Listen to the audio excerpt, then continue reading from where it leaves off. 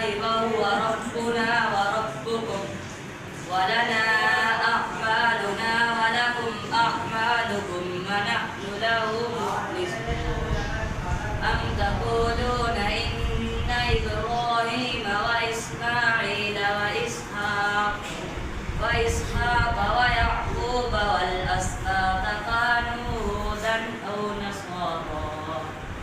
قل أأنتم أعلم أم الله ومن أظلم ممن